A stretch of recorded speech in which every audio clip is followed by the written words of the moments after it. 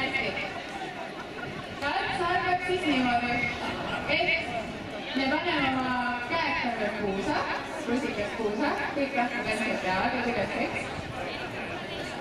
Nii, kõigepealt alustades parema jalaga teeme ühe käe hüppe ja üks.